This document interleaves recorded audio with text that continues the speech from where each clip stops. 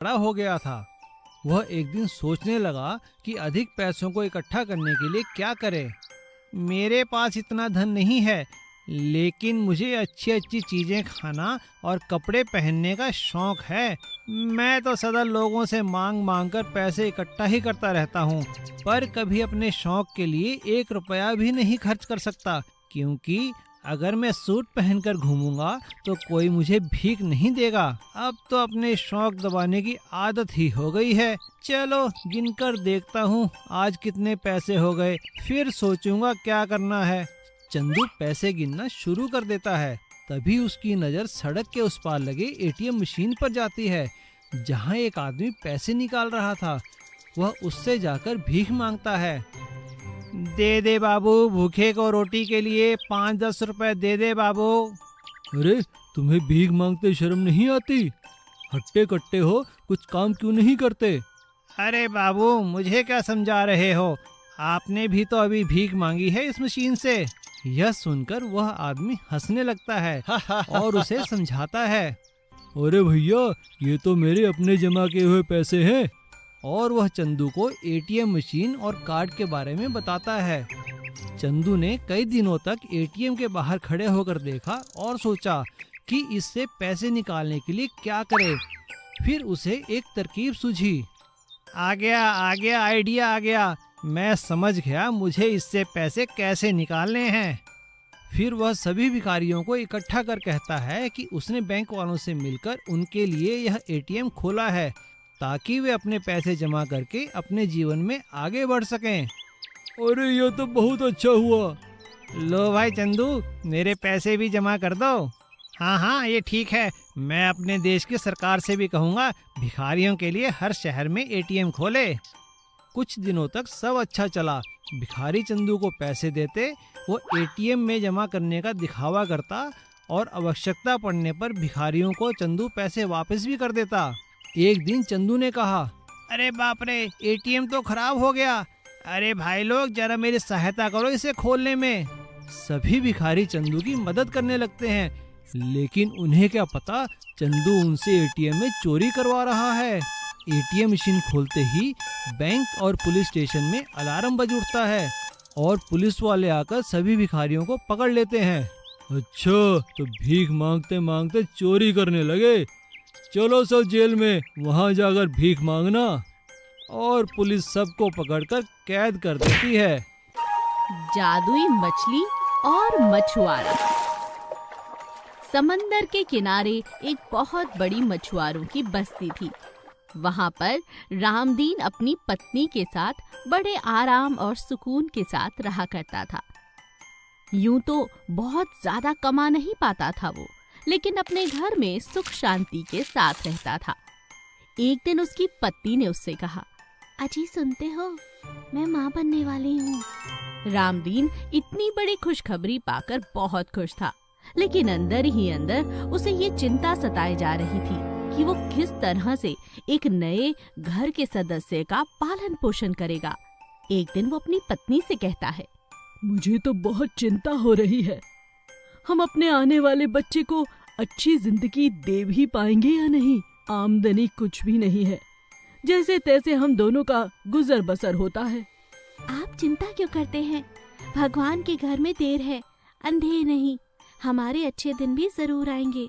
ये बच्चा अपना भविष्य खुद बनाएगा। आप काम पर जाइए, आज मौसम बहुत खराब है, अपना ख्याल रखना। मछुआरा अपना जाल लेकर समंदर की तरफ चल पड़ता है। आज उसके मन में बहुत सारे विचार आ रहे थे। इसी बीच उसने देखा कि लगातार मौसम बिगड़ने के कारण अचानक तेज तेज पानी ऊपर उछलने लगा है। लगता है समंदर बहुत गुस्से में है। अब क्या करूं? किसी भी तरह से रामदीन ने एक पेड़ का सहारा लिया और खुद को वहीं रोक लिया, क्योंकि समंदर में पानी की बहुत तेज धाराएं बह रही थी।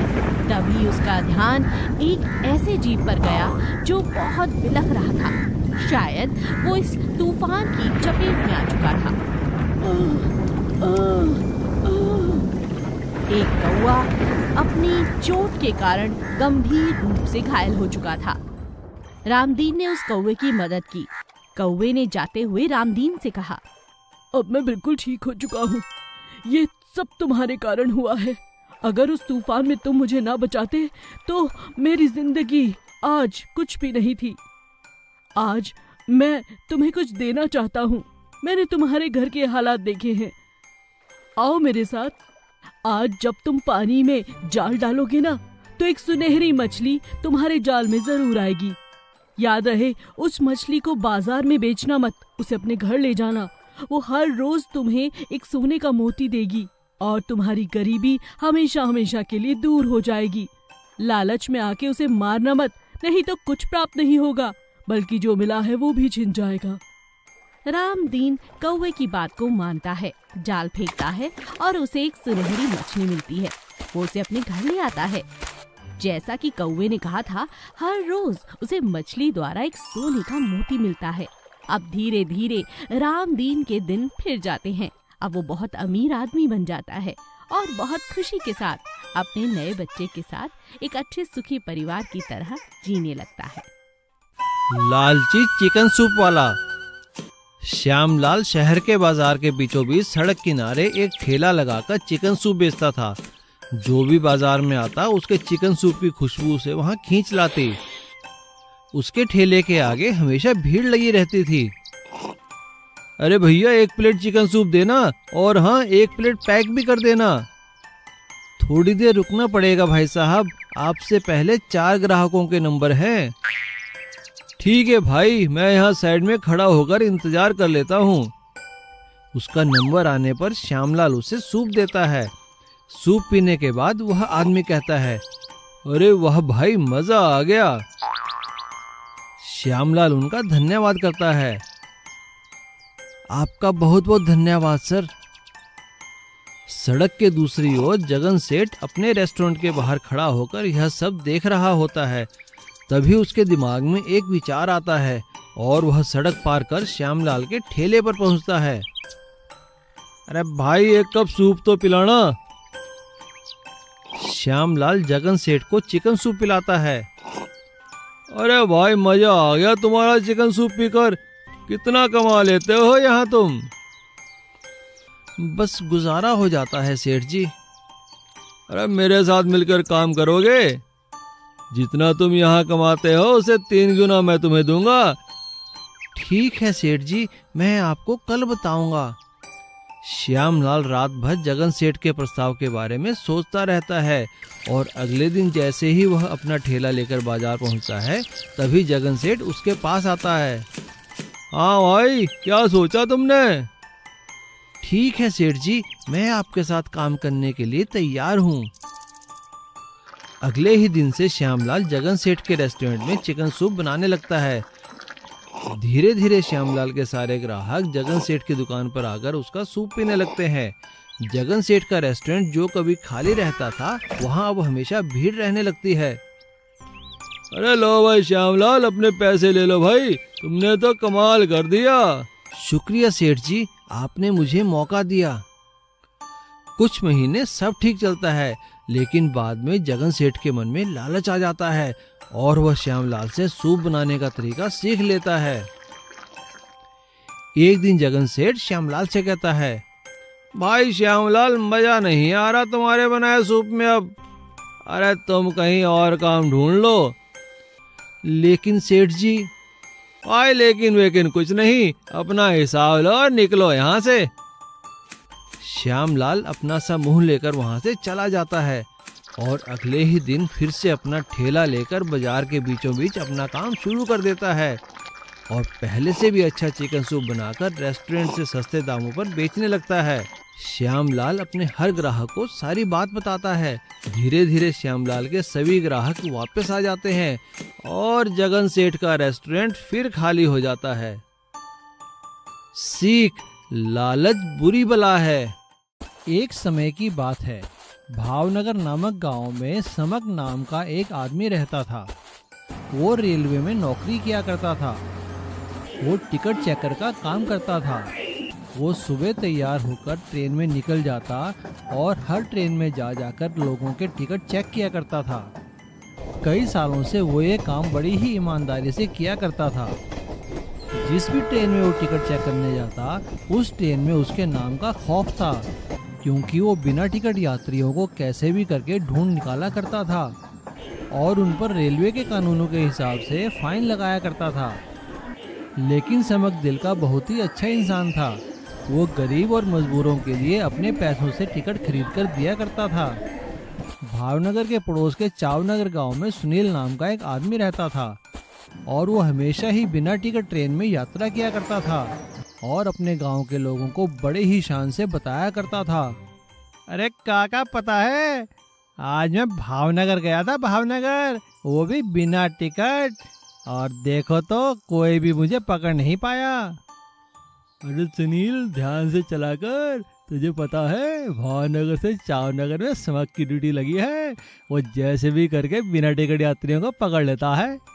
अरे समक हो या चमक, सुनील को पकड़ने वाला आज तक पैदा नहीं हुआ, समझा? चल मैं तुझे तरकीब बताता हूँ।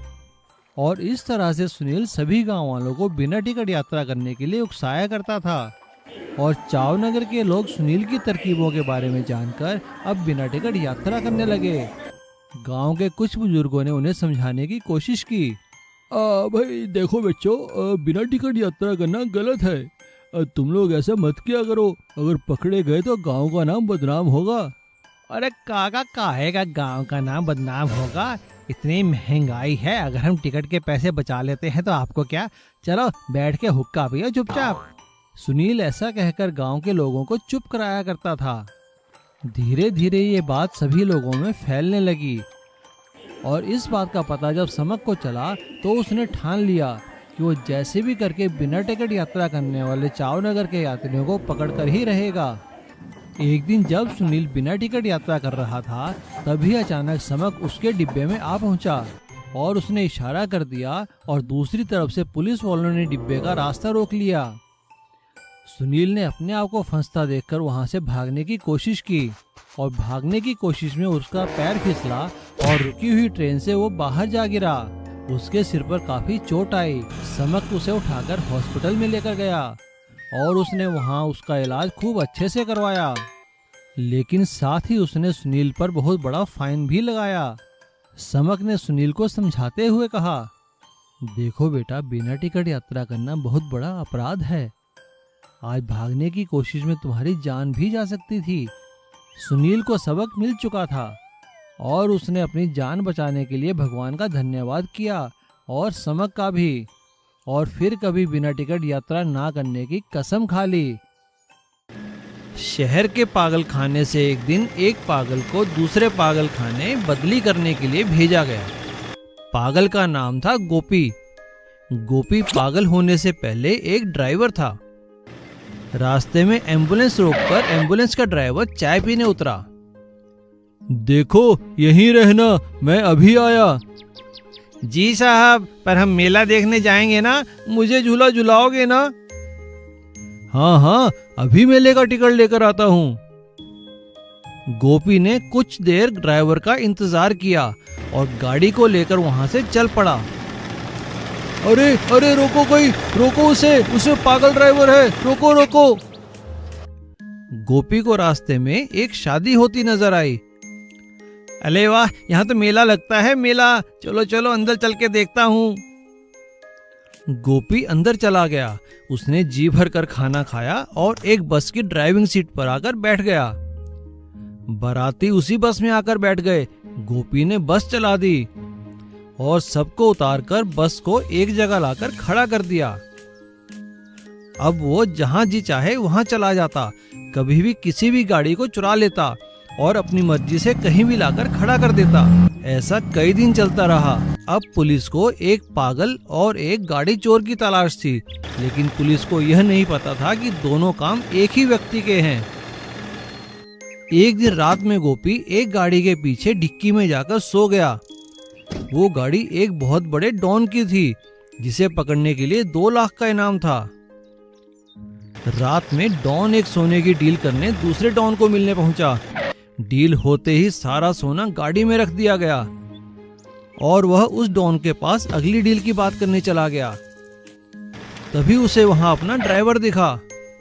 अरे तुम यहाँ क्या कर रहे हो? मेले की टिकट मिल गई? चलो चलो मेला देखने चलते हैं।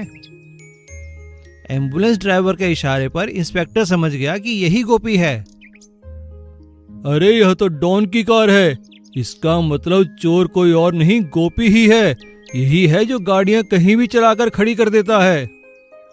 अरे गोपी, तुम्हें ये गाड़ी कहाँ से मिली? जहाँ से तुम लाए हो मेला वहीं लगा है, क्या तुम हमें वहाँ ले चलोगे? हाँ चलो चलो, हम मेला देखने चलेंगे, पर गाड़ी मैं ही चलाऊंगा। हाँ तुम ही चला लेना। गोपी कार चलाता है और ड्राइवर और इंस्पेक्टर को अपने साथ उसी जगह ले जाता है जहाँ पर दोनों डॉन थे। पुलिस उन्हें गिरफ्तार कर लेती है। गोपी को 2 लाख रुपए का इनाम मिल जाता है, जिससे उसका इलाज एक अच्छे हॉस्पिटल में किया जाता है। कुछ ही दिनों में वह बिल्कुल ठीक हो जाता है। फिर उसे एक ऑटो इनाम के रूप में दिया जाता है और उसकी जिंदगी बेहतर हो जाती है। बिरयानी की खुशबू। एक गांव में एक छोटा सा परिवार रहता था। उस परिवार का मुखिया राजेंद्र था। राजेंद्र का एक बेटा और बहू थे। बेटा तो बहुत नालायक था, पर बहू बहुत ही समझदार थी। राजेंद्र एक चाय और समोसे का ठेला लगाता था और अपना घर चलाता था। उसका बेटा लल्लन तो बस इधर उधर घूमता ही रहता था। बेटा, अब मैं बूढ़ा हो गया हूँ, अब सारा दिन अपने ठेले पर काम नहीं कर सकता। तुम अब शादीशुदा हो, तुम्हें मेरे व्यापार में अपना साथ देना चाहिए। नहीं पिताजी, मुझसे यह नहीं होगा। मैं तो सारा दिन एक जगह खड़ा नहीं रह सकता। मैं कल से आपके साथ ठेले पर जाऊंगी, आपकी मदद भी करूंगी।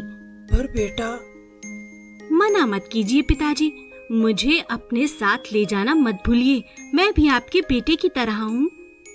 ठीक है बेटा, तुम कल मेरे साथ चलना। अगले दिन लल्लन की पत्नी ने सुबह सुबह उठकर थोड़ी बिरयानी बना ली और अपने ससुर के साथ चल दी। ये मेरी बहू है, आज से ये मेरी मदद करेगी, आपको गरम गरम समोसे खिलाएगी। ये बहुत गुणी है। राजेंद्र, आज मुझे बहुत भूख लगी है, क्या और कुछ भी है खाने को?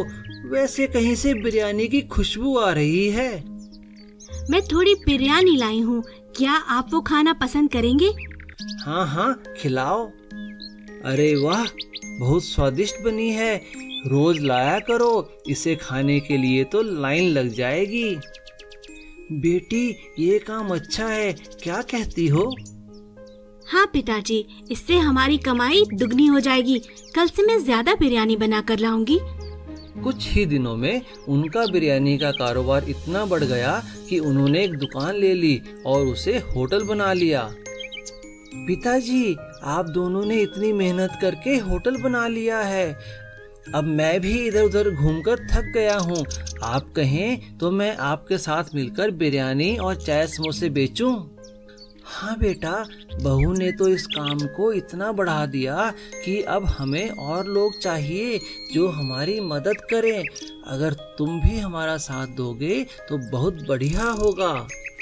सीख, कोई भी काम छोटा या बड़ा नहीं होता। अगर मेहनत किया जाए तो छोटा काम भी बड़ा हो सकता है। रामू डूंगरपुर गांव में अपनी पत्नी कमला के साथ रहता था। रामू बहुत अच्छा कारीगर था। वो पास के जंगल से बांस काट कर लाता और अपनी पत्नी कमला के साथ मिलकर बांस की बड़ी ही खूबसूरत चीजें बनाया करता था, जैसे कि बांस के खिलौने, बांस का फर्नीचर, बांस की कुर्सियां, और उन्हें पास के शहर में जाकर दुकान में बेच दिया करता था। उसके बनाए बांस के खिलौने और फर्नीचर की सभी तारीफ किया करते थे। अरे आओ भाई रामू, आज क्या लाए हो? सेठ जी, आज मैं बांस की कुर्सियां और मेज लाया हूँ। अरे भाई, तुम्हारा वो बांस का बना हुआ सोफा बहुत चल रहा है आजकल मार्केट में। अगली बार तुम सोफा बना कर लाना, बहुत डिमांड है उसकी। ठीक है सेठ जी। वो सेठ जी कुछ पैसे, हाँ तुम पैसों की फिक्र मत करो, मैं तुम्हारे बैंक में डाल दूंगा। और ये लो कुछ पैसे रख लो खर्चे पानी के लिए। अरे कमला, कहाँ हो? देखो मैं तुम्हारे लिए शहर से क्या लाया हूँ। ये नई साड़ी, ये गहने। अजी, आज क्या हमारी लॉटरी लगी है? अरे नहीं कमला, लॉटरी नहीं, आज सेठ जी ने इनाम दिया है हमें। मैं कहती हूँ कुछ पैसे बुरे वक्त के लिए भी बचा कर रखो जी। हाँ ठीक है कमला, मैं बचा रहा हूँ, लेकिन अभी तो तुम्हें मिठाई खाओ और नई साड़ी पहनो। रामू और कमला बहुत खुश थे। सब कुछ सही चल रहा था, लेकिन अचानक फैली महामारी के कारण दुकानें बंद होने लगी, बाजार बंद होने लगे और लोगों ने खरीदारी करना कम कर दिया। इसकी वजह से रामू और उसकी बीवी का काम भी कम हो गया। वे दोनों भी अपने गांव में ही बंद कर रह गए और धीरे धीरे उनकी जमा पूंजी खत्म होने लगी।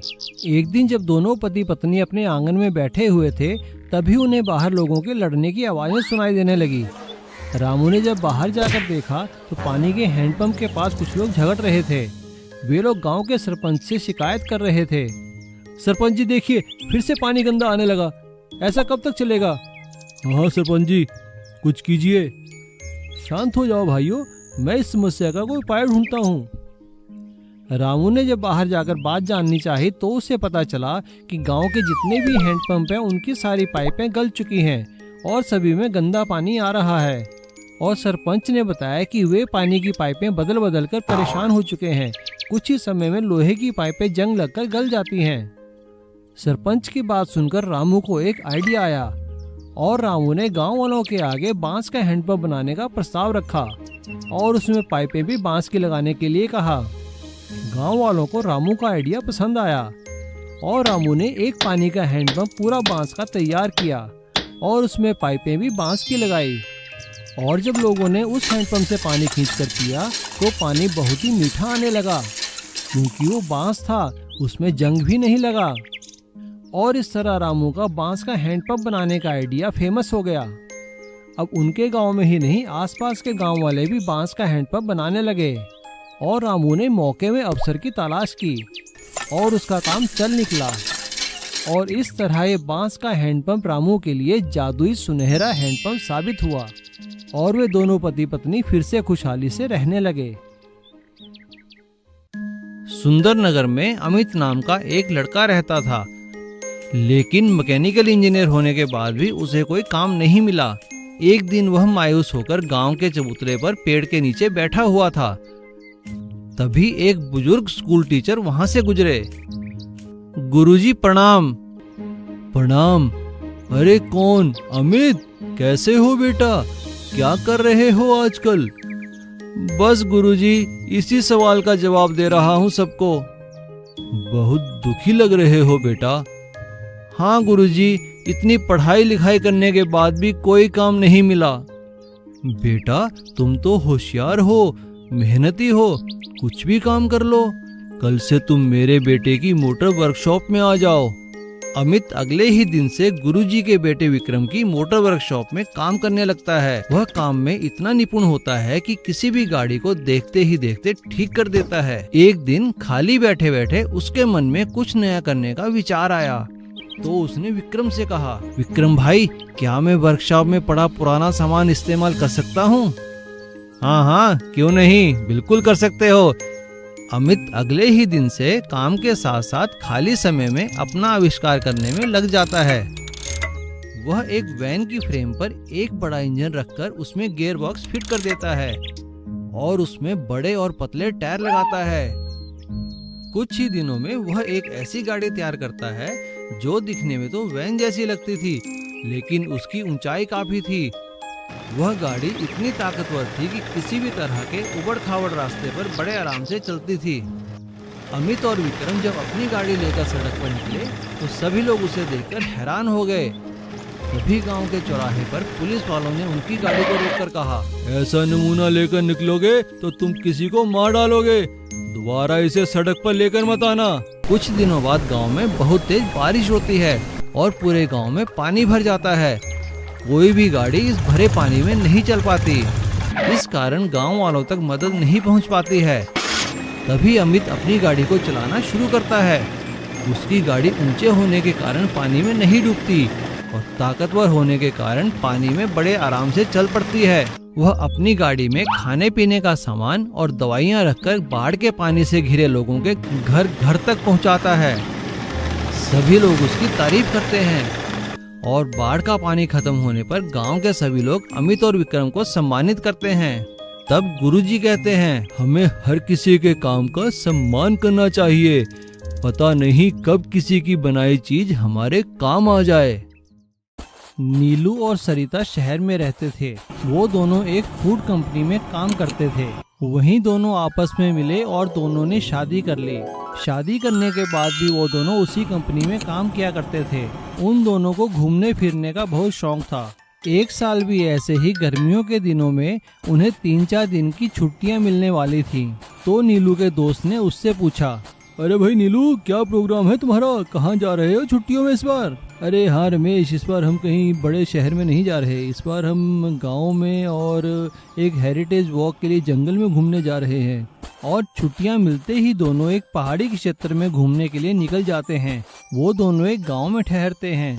अगले दिन वो लोग सुबह ही गांव की एक टैक्सी लेकर जंगल में घूमने के लिए निकल जाते हैं। टैक्सी वाला उन्हें पहाड़ के नीचे उतार देता है और कहता है, अरे साहब, आप यहाँ से पैदल जाइए और पहाड़ी के चोटी पर मंदिर है, वहाँ से घूम कर आइए। मैं शाम को आपको यहाँ लेने आ जाऊँगा। अगर कोई दिक्कत हो तो मुझे फोन कर देना। यहाँ पे नेटवर्क की कोई कमी नहीं है। टैक्सी के वहाँ से जाते ही दोनों जंगल में घूमने निकल जाते हैं। जंगल में घूमने के लिए एक साफ सुथरा रास्ता बना हुआ था। दोनों उस रास्ते पर चलते चलते जंगल के मनोहारी दृश्य देखने लगे और ना जाने कब जंगल के बीचों बीच खो गए। उन्हें समय का पता ही नहीं चला। शाम ढलने को थी, तभी हल्की हल्की बारिश होने लगी। वो दोनों एक पेड़ के नीचे बैठ गए। थोड़ी ही देर में बारिश रुक गई, लेकिन तब तक शाम होने लगी थी और वो जंगल के इतने अंदर आ चुके थे कि उन्हें रास्ता कहीं मिल नहीं रहा था। तभी अचानक नीलू की नजर दूर से एक रोशनी पर पड़ती है। वो उस दिशा में चल पड़ते हैं। वो नजदीक जाकर देखते हैं कि वहाँ एक छोटी सी झोपड़ी बनी थी। दोनों उस झोपड़ी के अंदर जाते हैं तो वहाँ पे एक बूढ़ी औरत बैठी हुई थी। नीलू उस बूढ़ी औरत को नमस्कार करते हुए कहता है, अम्मा जी नमस्कार, हम यहाँ घूमने आए थे लेकिन जंगल में रास्ता खो गए हैं। क्या हमें यहाँ रात भर के लिए आश्रय मिल सकता है? हाँ बेटा, तुम दोनों बड़े आराम से मेरी झोपड़ी में रह सकते हो। वो बूढ़ी औरत उन लोगों के लिए झोपड़ी के कोने में बिस्तर लगा देती है। तभी सरिता उस बूढ़ी औरत से कहती है, अम्मा, बुरा न माने तो बहुत भूख लगी है, क्या कुछ खाने में है? अरे बेटा, इसमें बुरा मानने की क्या बात है। अगर तुम मटन खाते हो तो आज पत्थर पर मैंने मटन पकाया है, आओ खा लो। बूढ़ी औरत की बात सुनकर दोनों खुश हो जाते हैं और मटन का नाम सुनकर तो दोनों की भूख और बढ़ जाती है। तभी बूढ़ी औरत ने चूल्हे के पास पड़ा एक बड़ा सा पत्थर उठाया। पत्थर के नीचे एक और पत्थर था और उसके अंदर मटन पक रहा था। बूढ़ी औरत ने उन्हें पत्थर पर पकाया हुआ मटन खिलाया। वो मटन दोनों को बहुत ही स्वाद लगा। अगली सुबह जब दोनों वहां से जाने लगे तो नीलू ने जाते जाते उस बूढ़ी औरत से पत्थर पर मटन पकाने की रेसिपी सीख ली। नीलू और सरिता ने पत्थर पर मटन पकाने की रेसिपी के बारे में अपनी फूड कंपनी को बताया और उनकी फूड कंपनी ने पत्थर पर मटन को अपनी रेसिपी में रखा, जिससे उनकी बिक्री और बढ़ गई और उस बिक्री में से कुछ हिस्सा नीलू और सरिता को भी मिलने लगा और पत्थर पर मटन पकाने की रेसिपी के कारण दोनों की अच्छी आमदनी होने लगी। और अब दोनों जब भी मौका मिलता उस जंगल में आकर उस बूढ़ी औरत को जरूर मिलते और उनसे पत्थर पर और स्वादिष्ट चीजें बनाने की रेसिपी सीखते। बैल और ट्रैक्टर की रस्साकशी। चांदपुर गांव में भोलू नाम का एक लड़का रहता था। वो अपने नाम की तरह ही बहुत ही भोला था और सारा दिन गांव में घूमता रहता था। अरे भोलू, कहाँ जा रहा है भाई? काका, मैं गांव के मंदिर जा रहा हूँ। आज वहाँ पर भंडारा है ना, अच्छा स्वादिष्ट प्रसाद मिलेगा। हाँ जा भाई, तेरे बिना गए तो भंडारा कैसे पूरा होगा। और भोलू हंसते हुए वहाँ से गांव के मंदिर चला जाता है। मंदिर में पहुँचते ही भोलू की नज़र मंदिर के बाहर बनी नंदी बैल की मूर्ति पर पड़ती है और वो उस मूर्ति के साथ खेलने लगता है। वो खेल खेल में उस मूर्ति के ऊपर बैठ जाता है और उसके सींग पकड़कर बोलने लगता है, अरे कब से बैठे हो, चलो उठो ना। तभी मंदिर के पंडित जी बाहर आकर भोलू से कहते हैं, अरे बेटा भोलू, ये तुम क्या कर रहे हो? ये पत्थर के नंदी बैल हैं, ये उठेंगे नहीं। चलो जाओ बेटा, कहीं और जाकर खेलो। पंडित जी की बात सुनकर भोलू बड़ी मासूमियत से कहता है, नहीं, मुझे पूरा यकीन है पंडित जी, ये नंदी महाराज एक दिन जरूर उठकर चलेंगे, मेरी बात को नजरअंदाज नहीं करेंगे। अब तो ये मेरे दोस्त बन चुके हैं ना। अच्छा बेटा, जैसी प्रभु इच्छा। तुम खेलना चाहते हो तो खेलते रहो। और भोलू वहाँ पर रोज आकर उन नंदी बैल से खेलता रहता है और गांव के सभी लोग उसका मजाक उड़ाते हैं। एक दिन जब भोलू नंदी बैल से खेल रहा था, तभी वहाँ पर विजय नाम का एक लड़का अपना ट्रैक्टर लेकर आता है। वे सभी भोलू का मजाक उड़ाने लगते हैं। पगला भोलू देखो तो क्या कर रहा है। हाँ देखो तो कैसे पत्थर से खेल रहा है। अरे ये तो पागल है, चलो चलो हम लोग ट्रैक्टर की सैर करते हैं। बच्चों को अपना मजाक उड़ाता देखकर भोलू उन बच्चों से कहता है, देख लेना, मेरे नंदी महाराज इस ट्रैक्टर को निकाल कर भगा देंगे। अच्छा, तुम्हारे नंदी बैल उठेंगे, मेरे ट्रैक्टर से रस्साकशी करेंगे। ठीक है भोलू, तो 2 दिन बाद अपने नंदी बैल को लेकर गांव के बाहर मैदान में आ जाना। वहीं पर फैसला हो जाएगा कौन जीतता है, मेरा ट्रैक्टर है तुम्हारे नंदी बैल। और सभी बच्चे हंसते हुए वहाँ से ट्रैक्टर पर चले जाते हैं। बच्चों के जाने के बाद भोलू रोने लगता है और वो नंदी बैल से कहता है, नंदी महाराज उठो ना, ठीक है अब मैं जा रहा हूँ, अब मैं यहाँ कभी नहीं आऊँगा, आप आएंगे। और ऐसा कहकर भोलू रोता हुआ अपने घर चला जाता है। देखते ही देखते 2 दिन बीत जाते हैं और भोलू मंदिर नहीं जाता है। लेकिन 2 दिन बाद वो गांव के मैदान में जाता है। वहाँ वो देखता है कि विजय ट्रैक्टर लेकर उसका इंतजार कर रहा था। भोलू को अकेला देखकर सभी बच्चे हंसने लगते हैं। लेकिन तभी वहाँ पर अचानक से एक बहुत तगड़ा बैल आ जाता है। लेकिन वो बैल चुपचाप भोलू के पास आकर खड़ा हो जाता है और बड़े ही प्यार से गर्दन हिलाने लगता है। भोलू उसको प्यार करता है और उसे नमस्कार करते हुए कहता है, अरे अरे, मेरे नंदी महाराज आ गए। आओ महाराज आओ, इस ट्रैक्टर को निकालो और फेंक दो बाहर। देखो मेरे नंदी महाराज आ गए, मैंने कहा था ना। माँ तुमने देखा ना, देखो देखो सब लोग देखो।